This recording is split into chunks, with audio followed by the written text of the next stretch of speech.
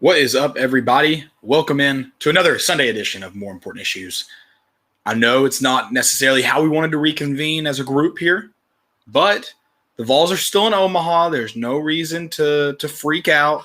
You played a good Virginia team with a guy that was on the mound that just wasn't going to be effed with today, apparently. I mean, I top texted you like in the top or the first inning, bottom of the first, and I was like, that fastball high in the zone is nasty. And he used it to his advantage. And hey, like I said, we're going to relax. Vols are in Omaha. We're still here we're good. We're fine. No big deal. No sweat off our back. We'll just go win 4 games. How about that?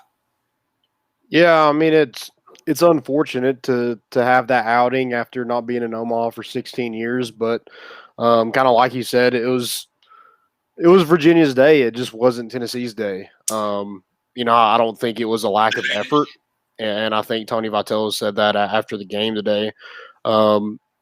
Just nothing. You just didn't execute. I mean, you couldn't score runs. You had opportunities and just didn't capitalize. And Virginia did capitalize on some of those on their opportunities. Right. They had a pitcher who absolutely shoved it today. And you mentioned that freaking high heat, and you knew it was coming. Like I was calling it out, and I'm not a baseball expert by any means. So when I know it's coming, that hitter up there knows it's coming too, and we just couldn't touch it today. Yeah, and he did a good job of, and then Tom Hart and Chris Burke, and they were talking about how he was doing a great job of kind of leading up to that, and he did, and not just him too. I mean, he had guys in the field making plays for him. I mean, Vols are at least have one on the board. I believe it was Spence that had that line drive that a foot right or a foot left, you probably gets into right field, and Tennessee's got a runner on, and someone on the board down 3-1, I think. So it's just unfortunate. Virginia made some plays. Tennessee, unfortunately, when the opportunity came to make plays, they just weren't able to capitalize. But hats off to Virginia. We talked about it. There's some plays where you get frustrated your team can't make it. There's some where you just kind of got to stand up and tip your cap. I think today, there's some frustration, but I think there are a lot of plays that you just stand up and tip your cap to Virginia. And as annoying as the callback to the dad every single time, that kid had a day. Oh yeah, I mean it was like I go back to, it was Virginia's day. It was his day. I mean, he hit his first home run he's hit all season long at a huge ballpark, and I don't think he had a hit in the regionals or super regionals. And he is 3 today, and 2 were for RBIs. So, just like you said, tip your cap. I mean, there's not a lot you can do about when it's another Tennessee thing where we run into a team of destiny, and that's what it seemed like with Virginia today. And I tweeted that out today, and somebody said, that could be said for Tennessee up to this point.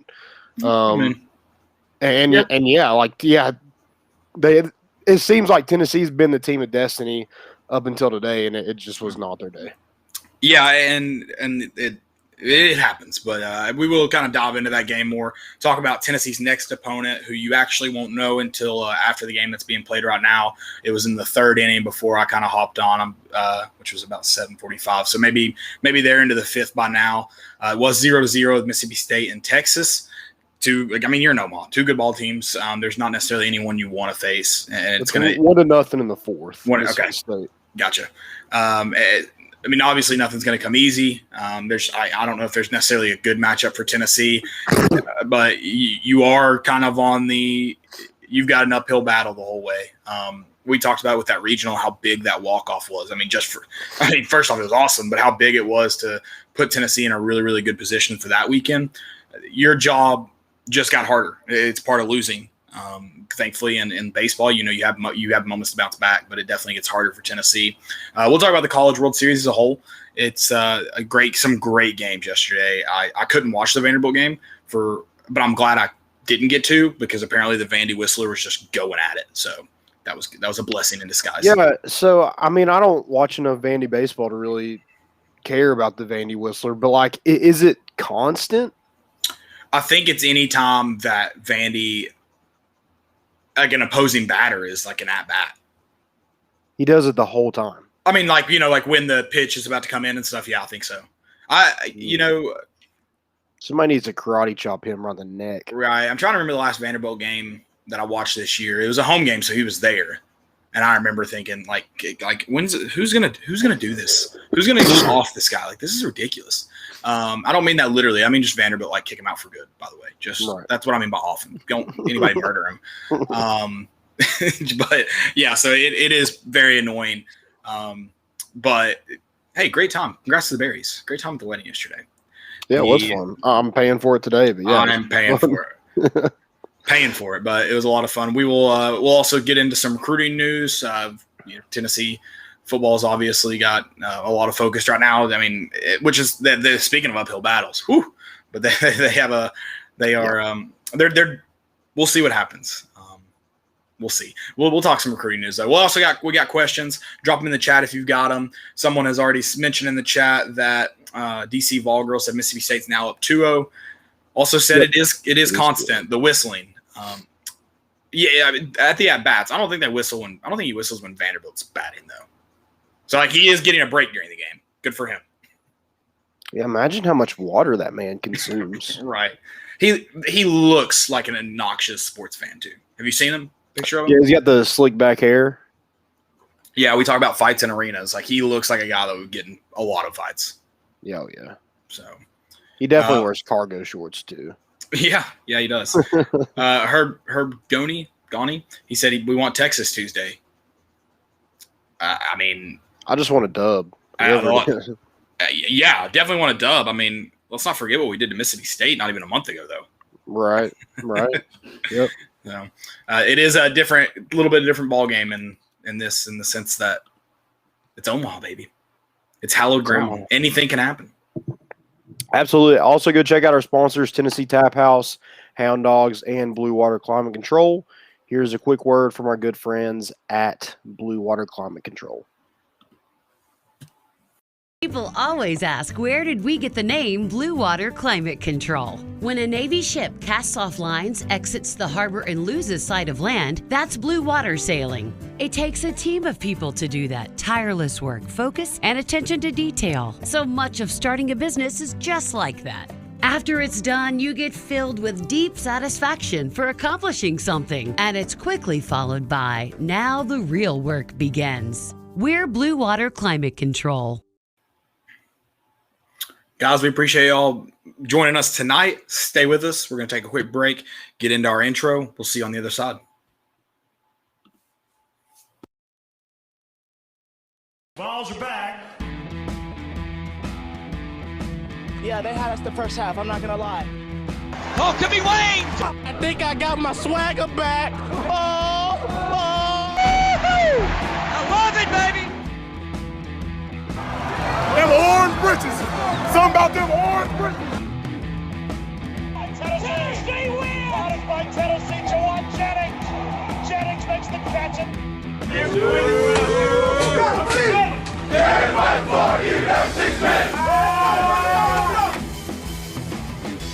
just won a basketball game, and we're very happy right now. I made up my mind. I don't expect to ever look back. I'm going to stay at the University of Tennessee.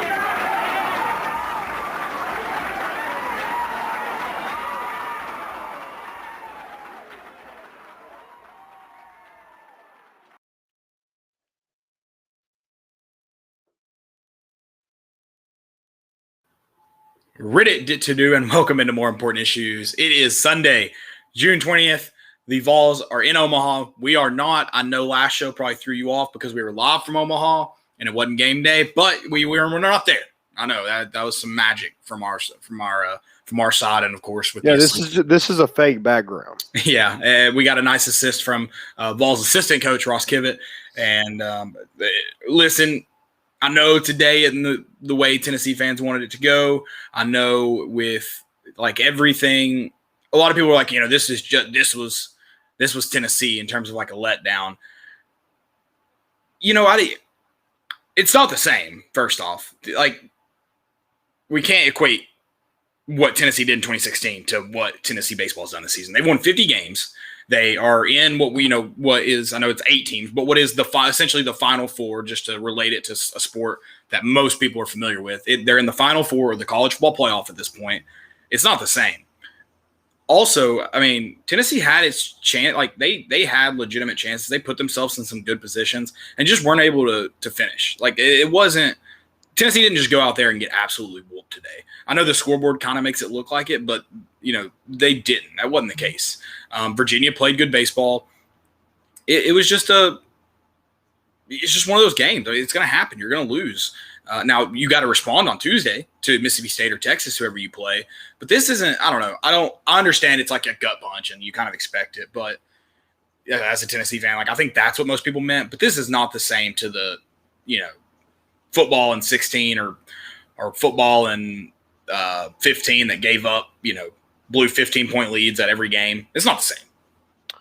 Yeah, and this team hasn't lost 2 games in a row since Indiana State back in February. It was one game because one day it was a doubleheader. They lost 2 games in a row to Indiana State on February 27th. So I like her chances to kind of bounce back. You got your feet wet a little bit today. I'm not saying that moment was too big for them, but it just. I'm sure there were jitters and things like that. But, yeah, you mentioned Tennessee kind of had they were in good positions. I mean, in the first inning, you had them right where that was a start you wanted. Guys with, runners on the corners, no outs or maybe 1 out, and you just couldn't really get anything after that. And then 2 more times you had – I think it was 3 times in the first 6 innings where you had 2 runners on with no outs. And Tennessee – couldn't get a single run out of it. Yep. And we're talking about one of the best offenses in the country, and to not be able to get a single run is just it's just not the same team that you've seen all season. Right. So I look for this team to bounce back. Chad Dallas, I thought he pitched well enough. It got away from Tennessee a little bit in that 7th inning. But I mean, he had one mistake probably in those first 6 innings. So I think it was – I don't think it was lack of effort. I think just Tennessee just had trouble executing. They're 0 for 8 with runners in scoring position, and Virginia was 4 for 12. That was kind of the difference in the ball game was that, and then obviously the 7th inning when they're able to play 4 runs. Yeah, and you talked about too just how good Virginia played. They capitalized on those moments. Getting when they got runners into scoring position, they also did. A lot of people, I think it was Tom Hart that mentioned it, that Virginia must have done a really good job scouting Sean Hunley. He comes out of the bullpen and he has a little bit slower release than Chad Dallas, and they take advantage of it and get some stolen bases in there to get more guys into scoring position. That adds on more runs, and Virginia just kind of took care of the things they needed to take care of. Made some really good. I think it was the double play. It was definitely an end to end. It might have been the 9th inning. It was a phenomenal double play. Mm-hmm. And they had a couple really, really good plays there, and especially from their infielder, shortstop, and second baseman. That definitely were big swings in the game, and it's tough too. Tennessee getting guys in those moments they can't finish, and you see the kind of like that clock ticking on you. I know baseball doesn't actually have a clock like football or basketball, but you see, all right, we're in the 6th inning now, and we just can't get a guy in. We can't bring a guy home. It definitely starts to kind of wear on you mentally. It hangs in the back of your head, and it Tennessee just wasn't. They also you talked about how many pitches did we really see today that you were just like that's it. Like there weren't just you mentioned Chad Dallas maybe made one mistake. The 2 guys for Virginia that pitched today, I don't know if they really had one bad pitch that was just regrettable that you're like, oh, that was it. Like that was it. Well, I mean they didn't give up a single extra base hit to Tennessee today. And, again, talking about one of the best offenses in the country, weren't able to utilize the home run ball, which, we talked about how it's not really been an issue for Tennessee, but they do make, I think they lead. Jake Rucker, I know, leads the SEC in doubles. Tennessee wasn't able to get a single extra base hit. Also, to touch on the home runs real quick for those Vanderbilt and Arkansas fans that were like, Tennessee won't hit it out of the park. They had nothing to do with – Tennessee just didn't even have a chance to hit a home run today. Oh yeah, Like there wasn't a ball that flew short that you're like, that's out in Lindsey Nelson, but not out here at TD Ameritrade. and they barreled some balls up. I mean, Liam Spence, he hits one. Yeah, if it's a little bit more to the right, it's probably a hit and scores a run. Drew Gilbert hits one that ends up going foul, but inches away from being a double down the line. And you barreled some other balls up that were just hit right at somebody. So again, just not Tennessee's day. And it looks a lot worse than it actually was. But you're talking about a 1-0 game heading into the 7th inning. I like Tennessee's chances in that because you're thinking, hey, we're going to get to their bullpen, get a different pitcher in there, switch some things up. But Tennessee, just a team that doesn't strike out a lot, had 13 strikeouts today, and I think the 3 batters in a row, it was Beck, Lipsius, and Russell right there in the lineup, accounted for 9 of those 13 strikeouts. So, yeah. Some of Tennessee's big power hitters just couldn't find it today. Yeah, and that you talk about if it's your the 3 guys you can kind of look to throughout the year, that kind of going back to that mental, that does definitely wear on you as well. Right. Today was just an overall tough day for Tennessee, but also I do expect them to bounce back. I'm not saying I'm not saying they're going to go beat Mississippi State or Texas, but I do expect at least a better showing, maybe putting themselves in better positions and then now capitalize on the plays just because they bounce back all year. It's a long season. They've had bad games or games where they just couldn't find whether it be getting guys in a scoring position and not capitalizing or just not actually getting into good play. Like they've always bounced back. This team hasn't shot away yet. I don't expect it to happen. And I'm with you. It didn't seem like the moment was too big. I thought Virginia just played really good and their best beat Tennessee's best today. Yeah, and I think that they've been hampered by errors and stuff, and they made a ton of plays, didn't have a single error. It was kind of like the best performance Virginia's had. I think we mentioned the last time we were on here that Virginia's, I think they're 6-0 in elimination games since the NCAA tournament, and they've in the regional and super regional they've lost the first game. So I felt good going into today. I'm like, hey, they'll probably lose this one. Well, hey, maybe that flips that script. Maybe it does. Maybe the elimination game is now kind of looming there instead of the first game. Yeah. Hopefully it's an outlier because I don't want to see Tennessee blank another one come Tuesday. Like you said, I think this team bounces back, finds something. Blade Tidwell will probably be on the mound. But you also have Chad Dallas, who only pitched 63 pitches. So you could see him. Tennessee's able to win a couple more games. I think you could see him maybe later on in the week with one of those. If you're having to play that team, you're going to have to beat a team twice if you keep winning. So maybe you see Chad Dallas later on in the week. But yeah, if you're looking at a positive, I guess that's it. And today's over. Well, that's another thing too. You talked about like this Tennessee having 13 guys struck out. I mean, you weren't giving it easy. You talk about how this team can really kind of work the count, and that usually does help them get on base, and it's usually a much it usually plays in Tennessee's favor. But today, I mean, I'm blanking on the Virginia pitcher's name. Abbott, he was tough. He hung in there. He ended up with right at 100 pitches. Yeah, a little over 100 pitches, I think. I mean, I got to pull it up here. Yeah, you took him far. 104. That's not like you did a pretty good job of really making him work for it. I mean, even Matt Wyatt threw 45 in relief. Like, you made them work for it, and they just kind of came out and kept responding. And I believe it was about the 5th inning. I was like, we were making better contact with that high fastball, and I was like, all right, I think they've kind of settled in and maybe started to figure it out, and their eyes aren't really fooling them. And then, sure enough, again, he figures out a way to make him, I don't know. Like I honestly don't know what it was, why he was able to do it all day. I don't know exactly but he did it all day, 104 pitches. Yeah, and throwing it pretty consistently. And then Matt White comes in and is throwing 96. So you didn't get much of a break from Abbott. He was that fastball had some movement to it. Yeah, just when they were showing Abbott was pitching, I knew he was a good pitcher, and he's probably going to be, a top 5 round guy in the MLB draft. I think they had him projected at 64 is what I saw. I think on the okay. I think they showed that. That's probably top 2 or 3 rounds. Yeah. But yeah, I saw where he had 6 losses. I'm like, okay, well, that makes me feel pretty good.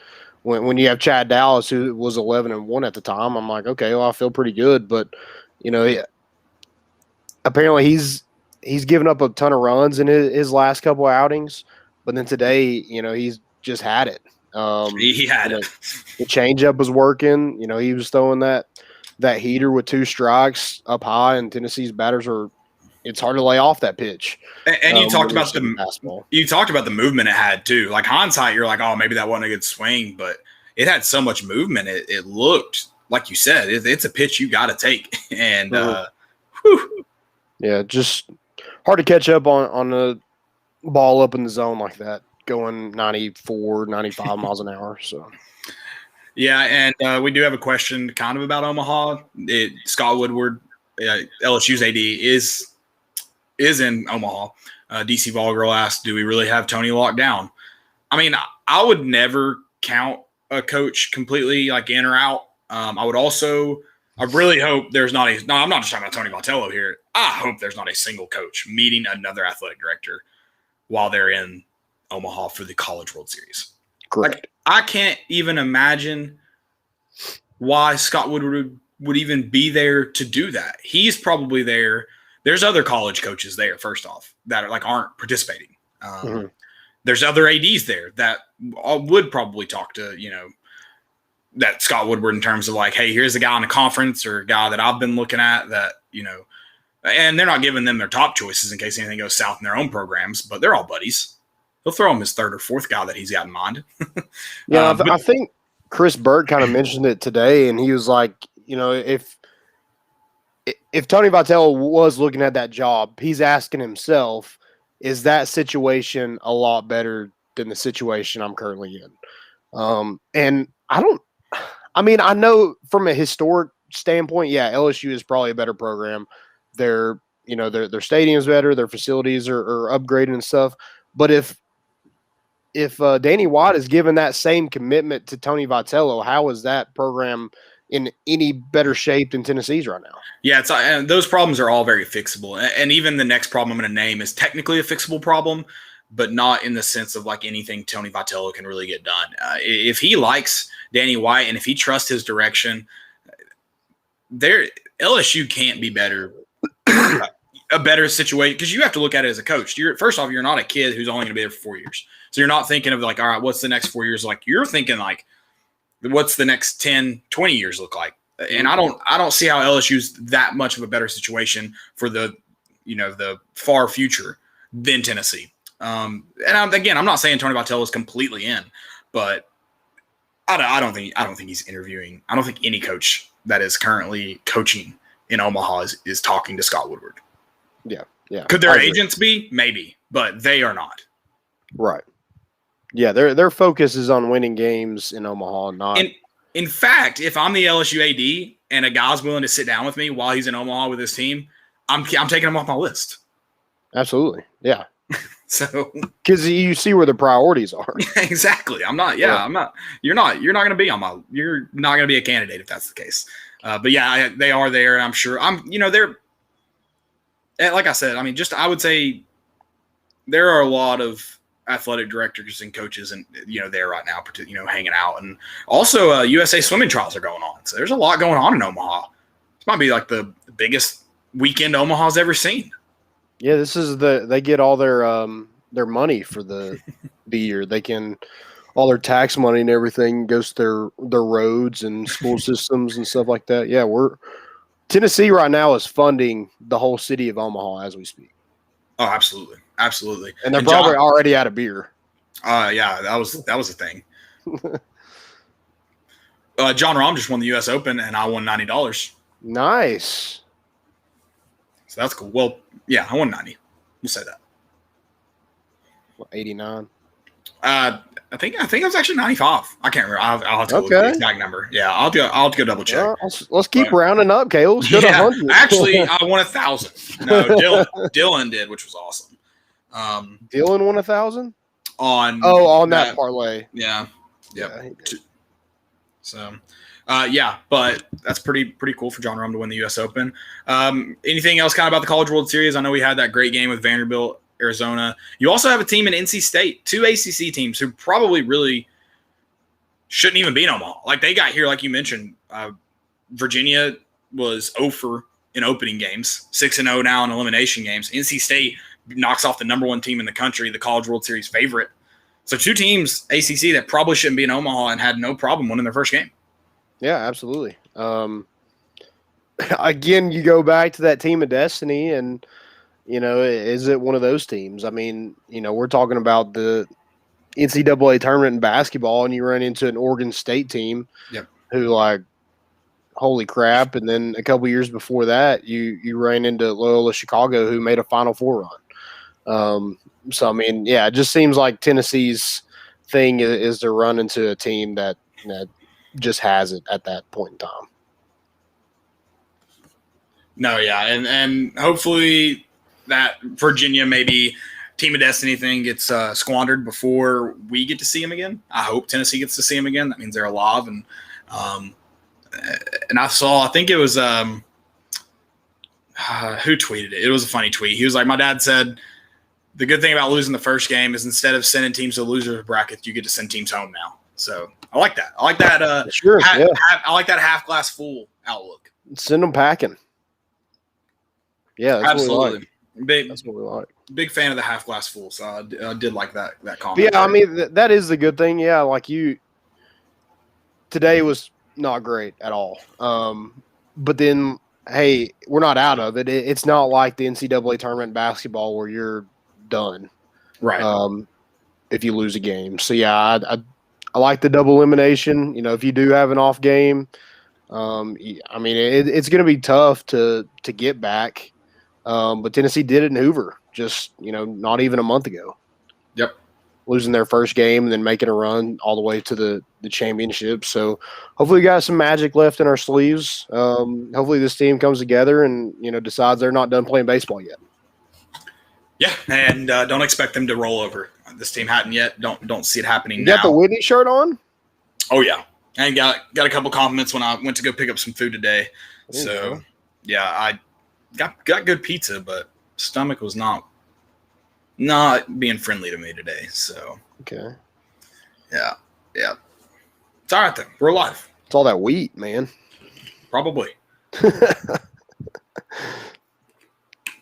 Ooh. All right. I'm tired too, and I'm exhausted. I'm hoarse. I took like 7 naps today. Yeah, my wife's been sleeping pretty much all day, which makes me tired because she like pulls all the curtains, and so it's freaking it.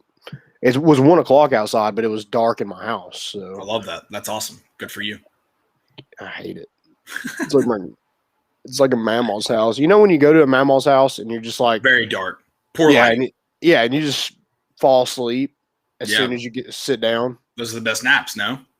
They are the best naps, but then you feel like a zombie after. Well, I do anyway.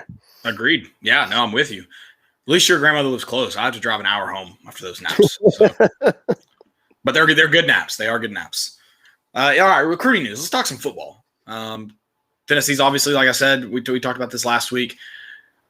Everything's kind of like feeling like it is getting back to normal with, guys being on campus, camps being ran. You didn't have this last summer due to COVID. So this is it feels normal. Yeah, we did have a question about that. Credence Wood asked, who do you think the commitment is that the coaches are teasing? I think it'd be the guy that the crystal balls are coming in for, and that's Masai Reddick, the 3-star offensive tackle from Detroit, Michigan. And one of his recruiters is Tim Banks, who is from that Michigan area. So I think that relationship was probably formed before now, and then Glenn Ellerby is obviously recruiting him as well. But yeah, that would be where my just reading between the lines a little bit, I guess. But you had some big time names in this weekend for an official visit. You had Addison Nichols, who I think would be a huge get for Tennessee. He's right around top 100 player, 4-star interior offensive lineman, 6'5", 318 from Norcross, Georgia. He's one of those that family is Tennessee fans. So I don't know if that makes you feel better or worse about the situation, because we all know how that usually pans out for Tennessee. But, I think it'd be a big get. Also, you had 4-star offensive tackle Ryan Brubaker from Denver, Pennsylvania. I think his family went to Penn State. So, again, how that kind of pans out for Tennessee. But he's taking some official visits to SEC schools like South Carolina, and then was in today or in this weekend with and then you had Taven Jackson, who was on his official visit last weekend, came back in for an unofficial visit. He traveled with his teammate, and that was 4-star. I think he's a defensive end, Caden Curry. And so he got some one-on-one time with those offensive linemen and a couple of these recruits.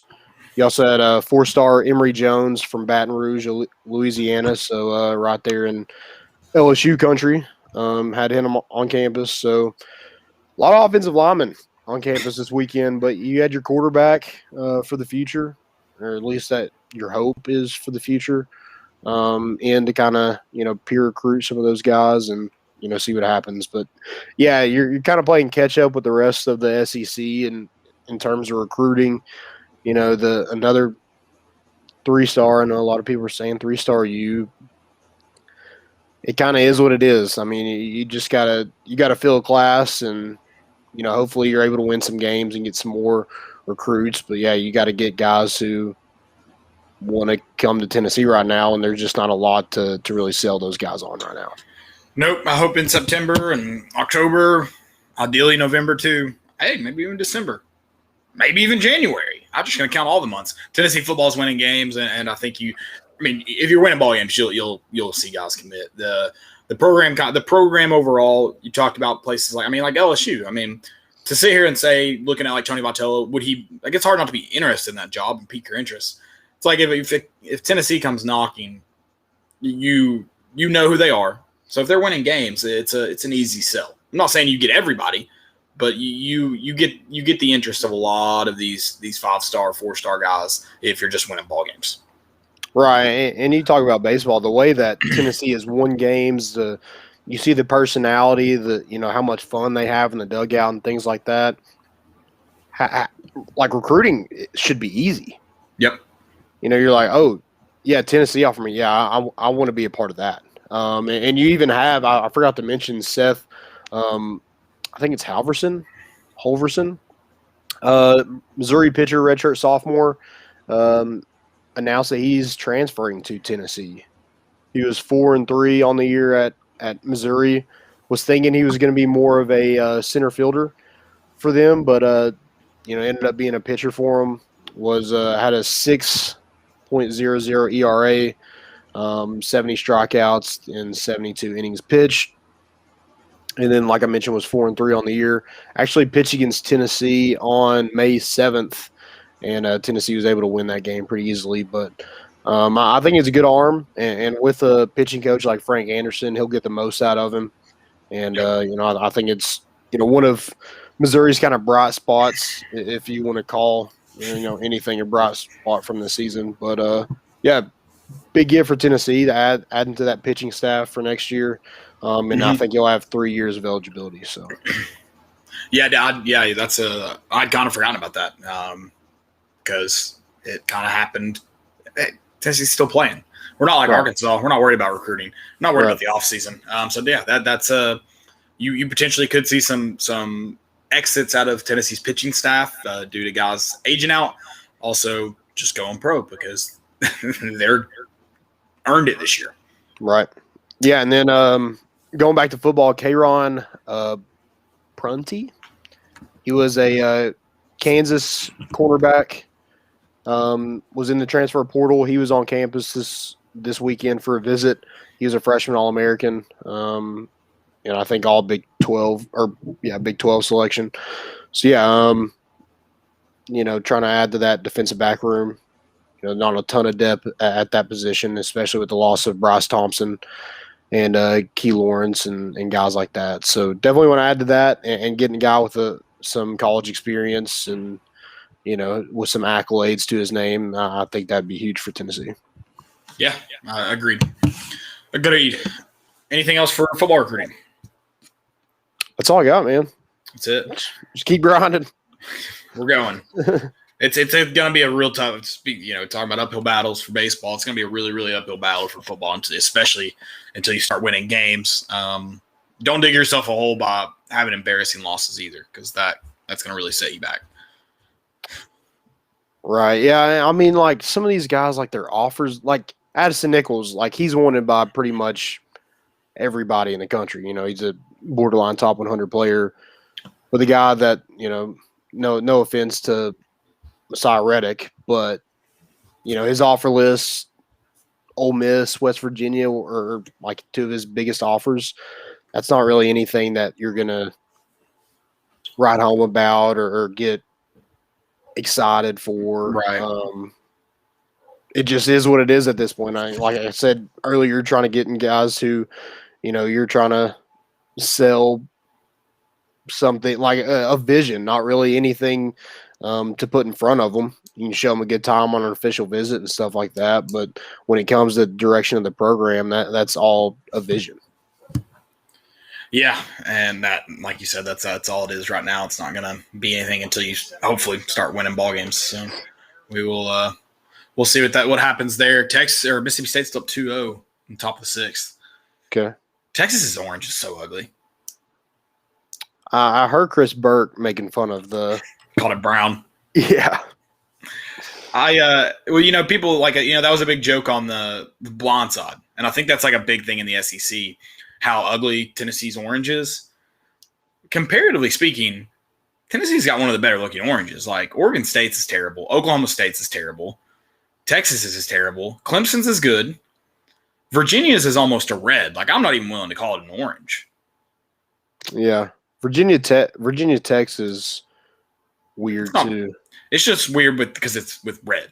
Yeah, like blended together, it looks brown or whatever. Is that red technically? I don't know.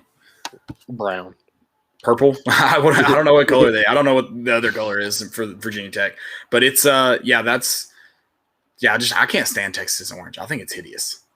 It's pretty ugly. And also, what is up with the power tee that their baseball team wears?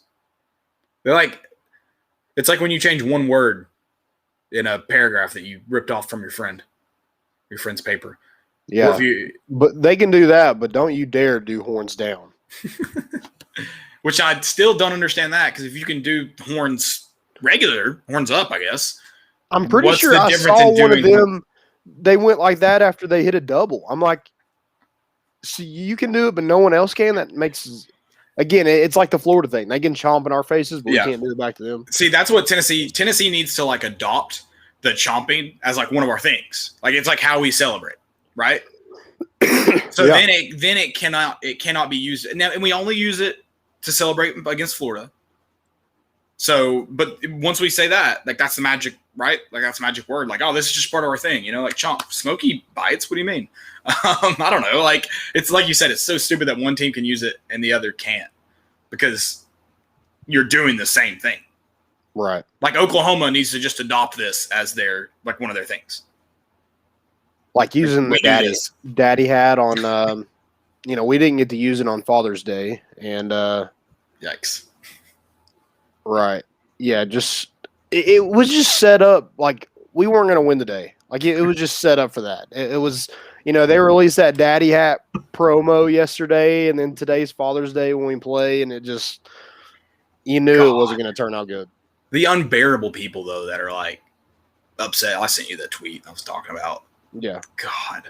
I'm like, first off, that was probably, since the NCAA produced it, probably their idea, first off. Right. Second off, your team's good. People are going to want to do like fun stuff like that with you.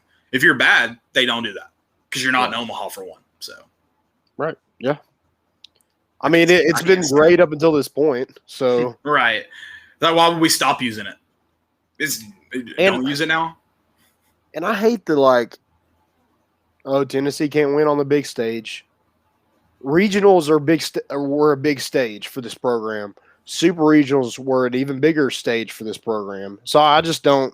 I think that's a weak argument. I think those are the fans that have been fans for a month. Yeah, and are you saying that about Stanford? They lost to NC State in not fantastic fashion either. Can't win on the big stage. Are you going to say it about Texas right now, who's putting up a similar performance to Tennessee? No. So yeah, I told you some people like that are what makes social media suck. So yeah. Overall though, I like 90% of you all. I like being on social media with you all. It's fun. Yeah, if Tennessee goes out on blanks against their next opponent, yeah, maybe you could say that the lights were too big or the stage was too big. But I think I think context is important though. You watch what Virginia did today.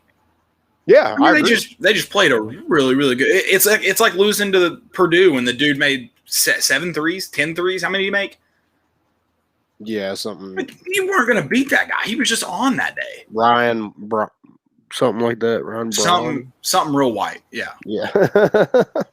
But yeah, it's just like you said, like we talked about earlier. You stand up and tip your cap and good game, move on. Like it's just one of those things you're going to run into. If you want to play for championships, then you're going to play teams that are championship quality. Right. I mean, shoot, Alabama doesn't win the college football championship every single year. Like, I don't know. It's just incredible. It's incredibly dumb. And two, this is Tennessee's. I'm not excusing like if the lights were too big or whatever, but this is also your first time here. I don't expect it to be your last. So it's like even if you do go out and get blanked, and it's going to be upsetting. Today's upsetting. You're a fan. You want them to win, but it also can't be like you can't throw out the whole season because of this loss. Only one team is going to win the College World Series. So should the other 7 just toss the season away and be like, that's stupid. Why do we even play it? Yeah, the moment where Drew Gilbert hits a walk-off grand slam and to win a regional game, I mean that's a huge moment. Yeah. That moment wasn't too big for him. I don't think that today was too big for any of those guys. Yeah, I mean, there's probably jitters. There's probably jitters in the super regional and regionals. But I mean, Tennessee didn't have a ton of bonehead base running mistakes or errors or stuff like that. So going back to Tony Vitello's point, it wasn't a lack of effort. It was you just got beat today. Yep, and it happens. And let's go get them on. Yeah, what just happened? But you want to go out and win. I mean, Vol Nation showed up for you guys. Let's give them something to cheer about.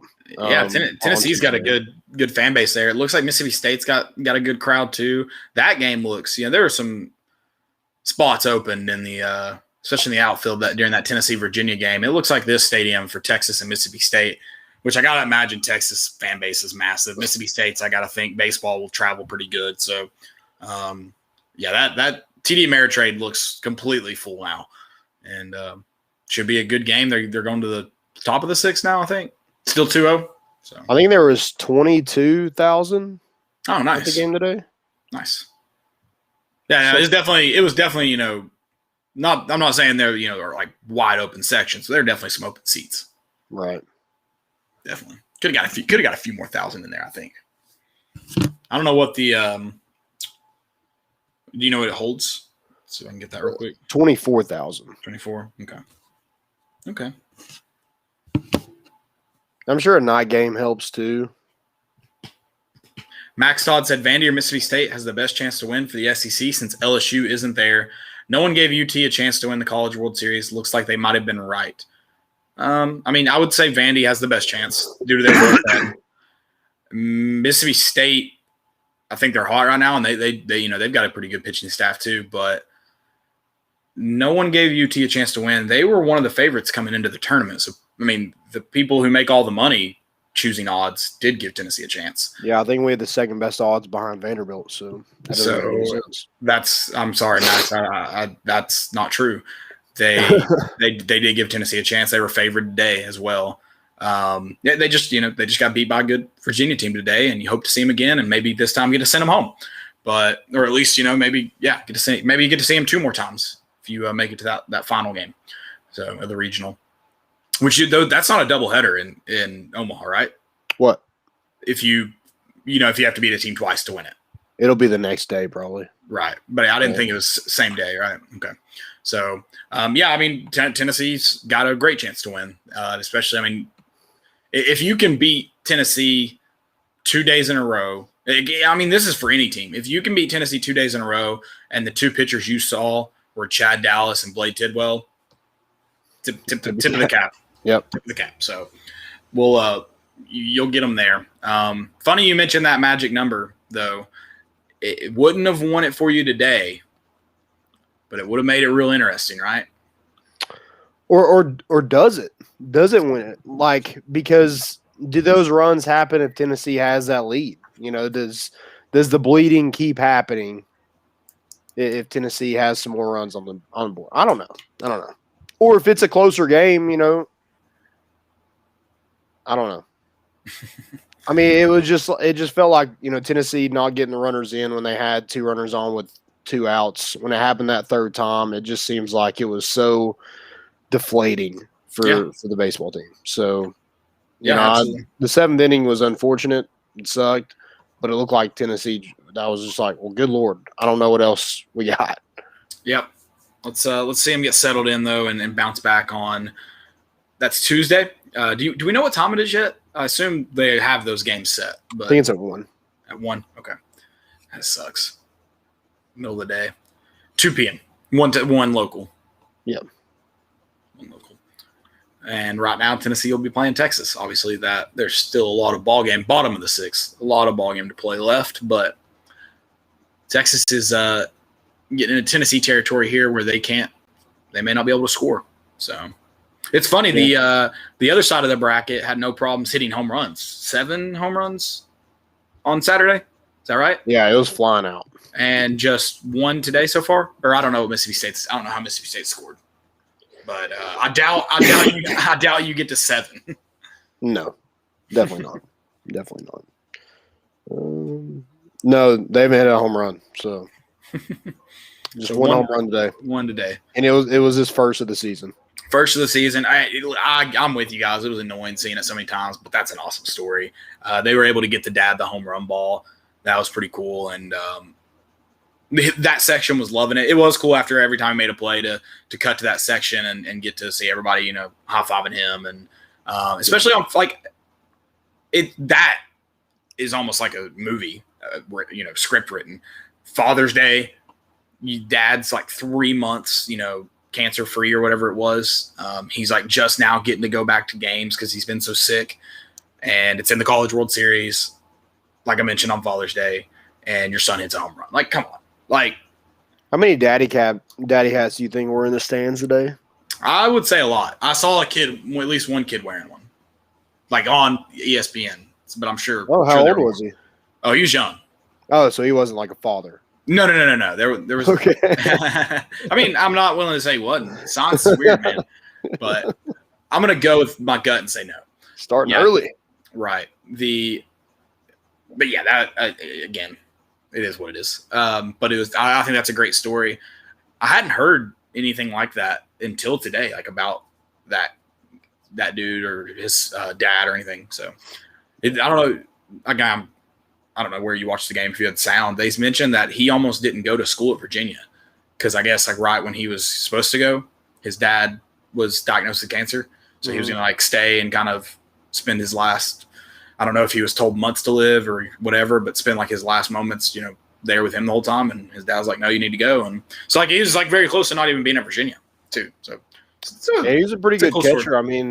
There were some balls that got away and he was able to block them. And, when we kept getting a runner on third base, I'm like, well, crap, if we can't hit it, we can't put it in play. Can we at least get a pass ball and get a run scored somehow, some way? But right. Yeah, it was just, dude had one of those career days. The pitcher had a career day. And, like you said earlier, just kind of tip your hat to those guys because they had a heck of a game and a huge moment. Yep. Absolutely. There was the Texas batter just showed a bunt, 3-0 count, 2 outs, no one on. Seems like an interesting. Did he pull it back? He did, but like real late. Yeah, that's just a tactic that some people use to try to get him to throw outside the zone. Yeah. Or just kind of take away like part of it. If you're pitching to the mitt, you're trying to like cut that off a little bit. Yeah. Break it up. Seems I guess that interesting tactic though, I think. Because like if you're gonna lay down this bunt, I'll throw it in the zone. If you're gonna lay this bunt, you're not getting on probably. Right. Yeah, he's definitely pulling it back. Yeah. No, that's why I'm like, I don't get it. Like that. Yeah. Whatever. Yeah, that's when I was younger, it'd be like they'd show bunt, but they would just like twirl it around in the strike zone. Like they like it's like like they would just. Oh, what game is that? Where you like have to? It's like moving like constant. I guess it might have been a baseball game. I don't remember. And you like have to hit it in the, you have to get the ball in the circle or whatever. It's like that almost. Yeah. All right. Any other questions? I don't think we've had any dropped in the chat. Sorry, I'm trying to pull it up. Max Todd mentioned that Mississippi State's pitcher's on fire. I've just turned the game back on from the U.S. Open, so I haven't seen it much, but he did just have a good bottom of the sixth there. Any other questions? Well, that's all I got. I was excited about today. I was hoping we were going to talk about a win, but it was kind of depressing. I had champagne to pop. I know, for real. Not really. I wasn't going to do that. No, not too early. I'll save it for the College World. It's like the actual final. Dude, I tweeted the GIF of the Tennessee baseball hats on top of one another, and I was like, we got two runners on, no outs. This is it. I thought about trying to rally cap it, but I didn't want to over jinx myself. I saw the dude in the stands, and he was rubbing his cap like that. I love that he looked like he was giving signs out. I liked it. Yeah, there you go. Yeah. Get some pine tar underneath the bill there. Yeah. Exactly. Yeah, you're really dialed in. That's what we need to do. We need to bring pine tar to the games next year. The beer will never leave our hands, even when it's sweating with the pine tar. I'm thinking like, so somebody brought a broom when it was like on Sunday when we were like going for the sweep. Yeah. That's awesome. But what if like instead of like you bring your glove, we just bring a bat? I don't think they'll let us in. No, I hope not. I hope they're not letting anybody. You can bring a broom, but you can't bring a bat. They could both be used as a weapon. I hope they're not letting anyone in with a bat. I'm not going to the games if they do. I've seen some of these crazy ass people at these games. No. I did. What did someone get into a game that I was like, that's bold? Oh, they were handing out those, which this is awesome. We talk about great souvenir items. A minor league team had beer bats. Yeah. Bold. I know they're plastic, but bold. That's true. Okay, what about the LSU fan who had a full LSU football helmet on during the football game? That is interesting. That seems like that shouldn't be allowed. I saw I get the little kids wearing one, but like, I mean, those are much. We saw what Miami does with a helmet in their hands. Yeah, like a full like Revo speed should not be allowed in. A BYU fan was wearing an old school shut too. I was like, first off, I've worn football helmets. They're not comfortable, and even if you get one big enough, like where that's not tight on your head, it's also not comfortable. Right. So it's a lot on your neck. Yeah. Anytime you move, if it's loose, anytime you move, it's like shifting on you. Right. It's not good. You got to buckle it up, man. You got to go. If you're going to wear a helmet, you got to go full tilt. Exactly. Yeah. The helmets are interesting. You're getting into Georgia territory of the guys wearing the spikes on the football pads. It's weird. Yeah, like the Oakland Raiders. Yeah. Painting up and everything. Exactly. Now that's some weird ones there. Or the Saints, they dress up as like the Pope. Do that. That's pretty cool, honestly. I'm pretty sure I've seen that. Yeah, they dress up in all gold with the big hat thing. The Pope hat. Pope hat. Is that what it's called? I highly doubt the technical term.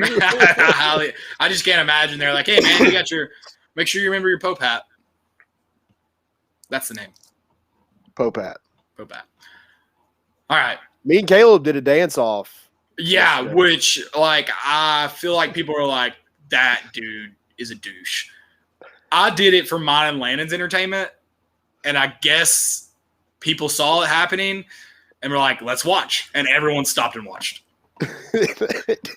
So we both unbuttoned our shirts. I took my shirt off. You did take your shirt off. I couldn't. I did untuck mine. Yeah, that was very, very unintentional. I had been staring at Landon for probably like 3 songs straight, just daring him to make eye contact with me so I could crump. What is it? Crump. Crump. Crump. I thought you were about to say crop dust. No. We'll look you in the eyes so I can crop dust. Yeah, the moment this man makes eye contact, I'm just shitting on the dance floor. Yeah, that was an incidental dance off, but it was fun. Like I said, great wedding. I had to leave Knoxville at 5:30 this morning. So yeah, I was about to ask because you sent me that Snapchat this morning, and I was like, man, what time did they leave? Yeah, Emily drove, thankfully. I pretty much slept the whole time, so that was nice. She's a real one. Oh, for sure. She had to work a 12-hour shift today. Bless her heart. God, that's rough. Very bad. Feel for it.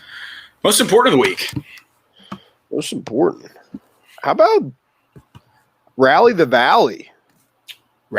Suns in 4, and then they win the day. Devin Booker's got a triple-double. And the dude was at the game. He was a freaking – I mean, he was having the time of his life. He was, getting a shout-out from everybody. People taking pictures with him. Loved it. I absolutely loved it. Suns in 4 was awesome. Okay. I got one here. This is related to the U.S. Open. We've talked about this before and like how cool this is. You know, the like emergency goalkeepers for hockey, how it's like a random person. Yeah. It's not like anybody that's like technically so golf has a version of that. They have like, so sometimes the cut line like fluctuates based on whatever, however many people are in it. Like they take the top 60. Sometimes it's like a hard line. I can't remember how all it's done, but anyway, sometimes you end up with an odd number of people in it. So to like keep the pace of play, how it should be, they just bring in I can't remember what they call them. It's like a pace setter, essentially, pace car, but for golfers. So it's always like some courses have like because they're always really good golfers, but they're not professional golfers. Mm-hmm. And so some courses have like a specific guy for it. The Torrey Pines didn't have one. So the player relations director for the USGA, Jason Gore, played. And I think this is cool. The USGA CEO, it's his last US Open, and he was the caddy. So he carried Gore's bag for him in his last US Open that he'll do for his career. I think that's cool. Yeah. I don't really know anything about the USGA CEO. But I did find out it was his last one, and I don't know. I think that's really cool. So, and I think it would be awesome to be the guy that's like, hey man, we got an odd number for Saturday and Sunday. Can you come out and just play around at Torrey Pines in the middle of the U.S. Open? Sure, I'll be there. Love to. I have one. Oh, how do we forget Tony Vitello, Coach of the Year? Tony Vitello, Coach of the Year. Several. He's gotten it from several outlets. Yeah, I know Perfect Game and Rawlings was one of them. Baseball America, I think, was the other one. Yeah, and we talk about it's funny. A lot of people are like, did they right the wrong of the SEC one? I mean, if Arkansas makes it, I'm sorry, Dave Van Horn's probably getting Coach of the Year. At least, I'm sure Tony Vitello gets at least a few or one. But it's, how can you not pick Tony Vitello, who's in Omaha, right, over Dave Van Horn? So like Omaha. Oh, sorry, Omaha. Somebody, I did see people already blaming Peyton Manning for the loss today. You know what's funny is people I feel like people act like Peyton's a fair weather fan. Peyton's been a Tennessee fan since his playing days. Yeah. Which we pretty much sucked since then, outside of the year after he left. But I'm fine with blaming him if we want, but we can't act. We got to give him credit for the 50 wins if we're going to give him credit for the bad loss. Right. Yeah, we won after. He threw at the first pitch. I think we lost that game, but we won the next day. Exactly. Won a regional, super regional, made it to Omaha, ticket punched. Yeah. That's funny though. I mean, you knew poor. I do kind of feel bad for Peyton in the sense that for some reason Tennessee's record is awful when he's around. Hey, I do want to say this though. If we're talking about records and stuff like that, with not just with Peyton, but I know Gray Jerseys didn't have a great record with football. They got a pretty damn good record with baseball. Right. They do. So let's keep those. The Nike Grays, I think, are undefeated though. Okay. I think so. Are they? I'm pretty sure. You had Georgia in 15, Florida in 16. Whoever we played in 17, we probably lost in them. Georgia again. I don't know. Yeah, that team was bad. Didn't we wear them for a bowl game in 16? Oh yeah, we did to Nebraska. Yeah. So at least 3-1. But I want to say they might be 3-0. Need to contact Chad Fields. Yeah, he has it, I'm sure, somewhere on his Twitter page. It's probably deep in the files currently, but right. I'm gonna look up Georgia and Tennessee in 2017 football. See if I can find some pictures. Oh yeah, 41. Oh yeah, 41-0. Whew. Why did we wear those jerseys? We checkered kneeling too. Don't worry. We just asked for it. Yeah, we invited Georgia. We're like, hey, if we bent over and spread our cheeks. If you're coming to Knoxville, you might as well kick our ass if you're going to come make the trip. That's a long haul. You might as well, God, that's terrible. Yeah, we deserve that one. Yeah, that's a fail for Tennessee. That's just a fail of the century. God bless. What about number 11? I don't know what I think he's wearing 10 at his new school with a Power T wristband on. How does no one catch that? Like taking a picture. Like, how are you not like, hey, we probably need to take that off? Right. I don't know. It's just, there's a lot of guys that play at Tennessee or play at Alabama that they're not. They're never going to be Tennessee guys or Alabama guys. Like, they're there just to play football and go to the next level. Right. Most of the guys in the NFL are like that because it's much more like a business. But, even then you have guys like that are like Tom Brady is more than likely, he never had it in mind that he was going to play for anyone but the Patriots. Like, things kind of just happen. But, like, I guarantee you he's a Patriots guy. Still. Oh, yeah, 100%. Like, Peyton's still a Colts guy. Like, there's plenty in the league like that. But obviously the majority are just business. So, yeah, I don't even really know what to say about it. He knew it was on his arm. Yeah. Oh yeah. I wear these and I know it's on my arm. It's just funny, honestly. It's like I don't think he was trolling or anything like that. This one right here, though. Is that a Livestrong bracelet? No, this is a Tennessee Vols that I got from a kid in a G10 parking lot when we played LSU in 2017. It looks very yellow. Yeah. There's no writing or anything on it.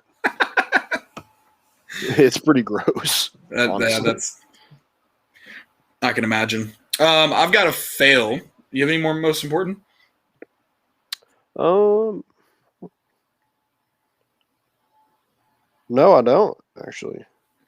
Okay. So the Brooklyn Nets, they had a country singer singing DMX songs at halftime of the Game 7, which, have you heard the country version of 99 Problems?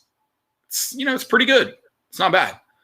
I don't know if I can't remember which song they were singing. They might have been singing multiple, but the video I saw, it was terrible, and the singer was terrible. It was awful. It was awful. Well, I mean, I can only imagine. I mean, it was real bad. Is that why they lost? I think you have to ask that. Yeah, I mean, I guess is that their Peyton? Yeah, that country singer, random country singer, that's their Peyton. I mean, how do you lose when you're the Brooklyn Nets? It's not. I mean, I know Kyrie Irving isn't playing because he's got some. I don't know what. He didn't bring the sage tonight or last Yeah, night. that man's he's got 99 problems and they're all him. But yeah, how do you lose when you create a team basically out of? I don't know, you just basically handpick them. Right. I mean, those Kyrie and James Harden, even Blake Griffin, he's probably a top 100 player in the NBA. Maybe, I don't know. Surely, I can't say yes, but Right. surely. Oh well, you lost. Yep. Any other fails? I mean, them losing is kind of a fail to me. No, actually, I don't have any more. It was a weird weekend, man. I'm tired. I'm exhausted. Yellowstone comes on tonight. You haven't seen it? I haven't started. I actually thought about starting it today, but I was very tired and opted to not. I think you'd like it. I think I would too. I just haven't started it yet. I'd like to. So maybe probably not tonight. Probably going right to sleep when we get off here. But yeah, maybe this week. I don't know. This weekend, it's rest weekend, boys. Staying on the couch. Oh, not moving. I might go play golf, but not moving. Because next weekend is the 4th, right? Or not? It's yes. Yeah, I think you're right. Yeah. Okay, cool. Yeah, I need a week of just chilling. Yep. Yeah. Straight chilling. Hopefully we're just watching some Tennessee baseball all week, and then I guess next weekend will be the. Yeah, I need to look at the College World Series schedule. We can talk about that on Wednesday. Okay. I'm not sure. I don't know exactly what it looks like either after Tuesday. I think you could go Tuesday, Thursday, and then I guess on to the weekend. I don't know exactly what that looks like because I know you have to play some back-to-back games and stuff like that. So Right. Well, guys, we appreciate y'all listening. As always, I know Sunday wasn't how we all wanted it to go, expected it to go, but Tennessee is still in Omaha, still have a fighting chance, and these guys haven't rolled over yet. I know 5-0, or 5-0 in the last 5 games is definitely a nice problem to have, but it's hard to win them all, and hopefully you go and win the rest of them. That's the plan. Yeah, just Tennessee hasn't lost back-to-back games since February 27th. So yep. I don't see this team losing again. I think they're going to find a way like they've done all season long, and let's just go win the damn thing. You got to win 4 in a row to get to the College World Series, so you got to win 6. Now, I did say 5. If you would have won today, it would have been 5 going forward. But you got to win 6 games to win it all. And, Tennessee's proven that they can win 6 games in a row. They've won 5 just against LSU, so 6 isn't out of the question. Definitely not. All right, guys. Thanks for listening. Have a good week. That's all we got. We're bringing the boat.